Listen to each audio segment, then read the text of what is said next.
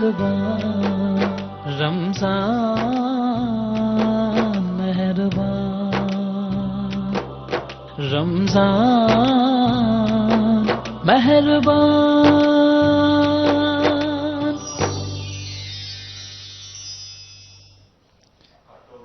السلام علیکم۔ رمضان کی خصوصی نشریات رمضان مہربان میں آپ کو خوش آمدید کہتے ہیں۔ میں ہوں آپ کا ہوسٹ شہراز بٹ، اور جیسے کہ ہم جانتے ہیں کہ ماہ رمضان جو ہے وہ تیزی سے گزر رہا ہے۔ پہلا عشرہ اختتام کو ہے، چند ہی روزے باقی ہیں اور پہلا عشرہ ختم ہو جائے گا۔ بالکل احساس نہیں ہوا کس طریقے سے پہلا عشرہ جو ہے وہ تیزی سے گزر رہا ہے، اور اسی طریقے سے پورا رمضان جو ہے وہ گزر جائے گا۔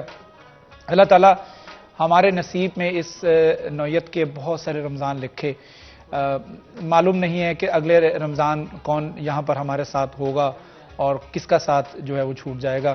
اللہ تعالیٰ سے دعا ہے کہ اللہ تعالیٰ اس بلیسڈ منتھ کے اندر، اس مہینے کے اندر ہمیں زیادہ سے زیادہ عبادات کرنے اور استغفار کرنے کی توفیق عطا فرمائے، کیونکہ یہ وہ مہینہ ہے کہ جس میں گارنٹیڈ آپ کو بخشش اللہ تعالیٰ کی طرف سے مل جائے گی، اور اللہ تعالیٰ کی اپنی گارنٹی ہے۔ اور اللہ تعالیٰ نے یہ کہہ سکتے ہیں کہ رحمت کے دروازے اللہ تعالیٰ مغفرت کے دروازے کھول دیتا ہے کہ آؤ میرے بندو، اور جس کو رحمت مغفرت چاہیے، اپنے گناہ بخشوانے ہیں تو بخشوا لو۔ تو یہ بہترین موقع ہے۔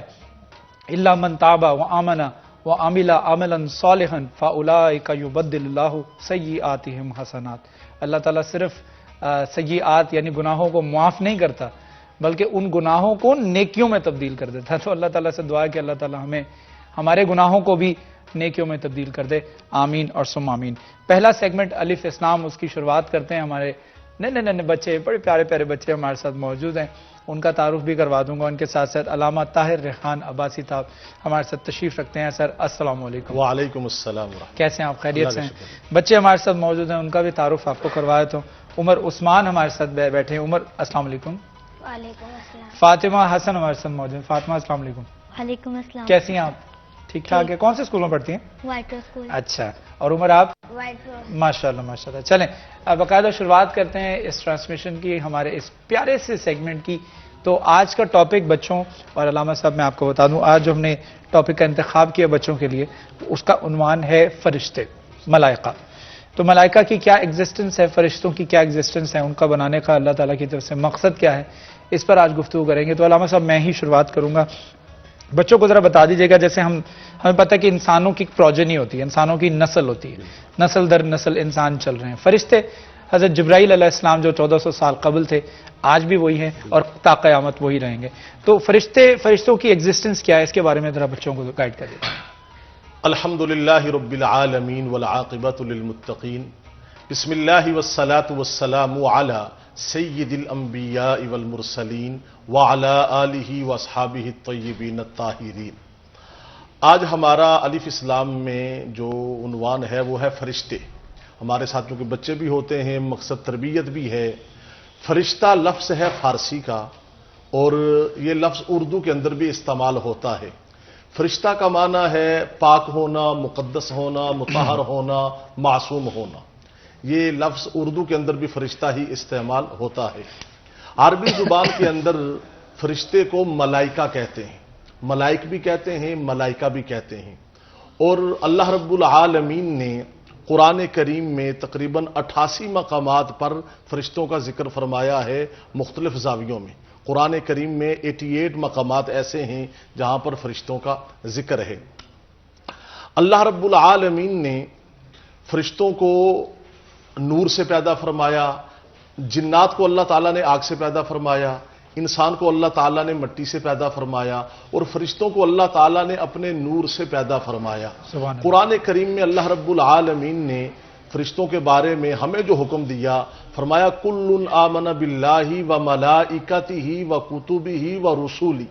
جس طرح اللہ تعالیٰ پر ایمان لانا ضروری ہے، اسی طرح فرشتوں پر بھی ایمان لانا ضروری ہے۔ جس طرح ہم اللہ کی مخلوق ہیں، فرشتے بھی اللہ تعالیٰ کی مخلوق ہیں۔ اب اگلا درجہ ہے، یہ تو ہو گیا فرشتوں کا تعارف، جو قرآن کریم میں اللہ رب العالمین نے ایک اور مقام پہ فرمایا کہ فرشتوں کا کام کیا ہے۔ اللہ رب العالمین نے فرمایا وَإِنَّ عَلَيْكُمْ لَحَافِظِينَ، یہ فرشتے تم پر نگہبان ہیں، ان کی ڈیوٹی کے تمہارے نگران ہیں.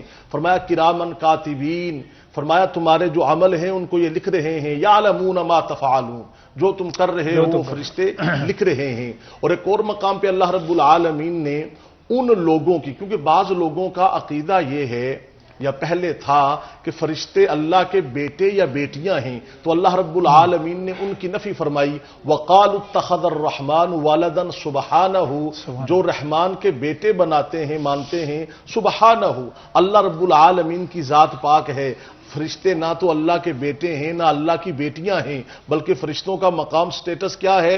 بل عباد مکرمون، وہ اللہ تعالیٰ کے عزت والے بندے ہیں، اکرام والے عزت والے بندے ہیں. اور فرمایا اللہ رب العالمین نے فرشتوں کے بارے میں کہ جو فرشتے ہیں ان کی اللہ نے ڈیوٹیاں لگائی ہیں، مختلف فرشتے.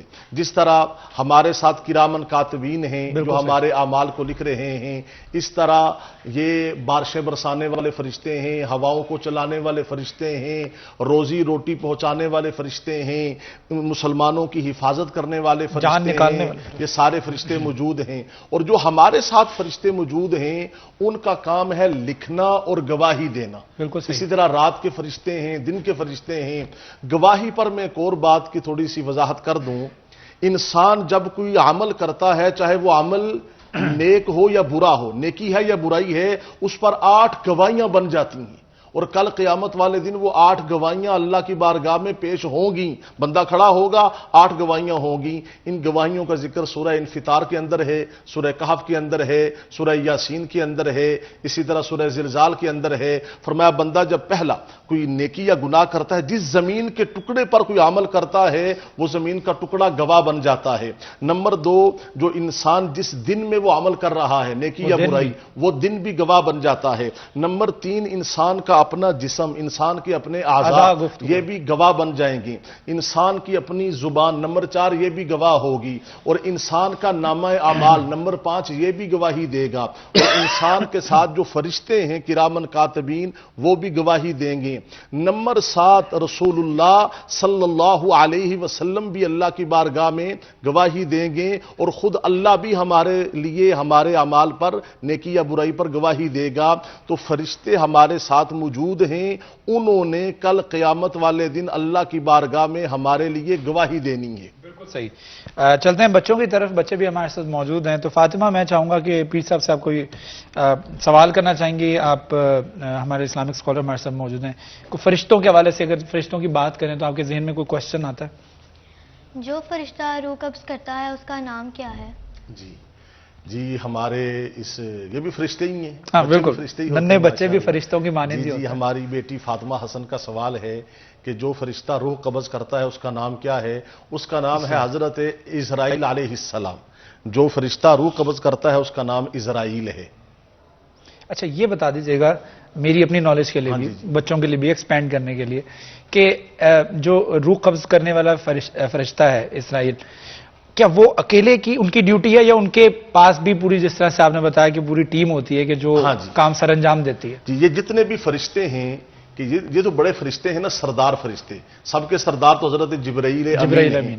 یہ جتنے بھی فرشتے ہیں، حضرت اسرافیل سور پھونکیں گے، حضرت میکائیل کا کام ہے روزی روٹی اور ہواؤں پر بارشوں پر، اسی طرح حضرت اسرائیل کی بھی پوری ٹیم ہے.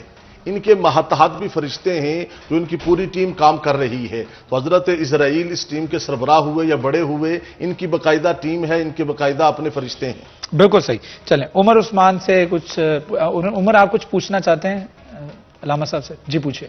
ملائکہ کے کیا معنی ہے؟ معنی کیا ہے؟ جی ہمارے بیٹے عمر عثمان نے سوال کیا ہے کہ ملائکہ کے کیا معنی ہیں. ملائکہ بیٹا عربی کا لفظ ہے. ملائکہ کے معنی ہیں مالک ہونا، قدرت رکھنا، اللہ کا امر ہونا، اللہ کا نور ہونا. بالکل صحیح. چلیں فاطمہ، کوئی کوشچن اور بھی ہے؟ چلیں کوشچن پوچھنے سے پہلے میں چاہوں گا آپ کچھ سنا دیں. نعت آتی ہے آپ کو؟ کون سی نعت سنائیں گے؟ طلع البدر علینا. بسم اللہ کریں.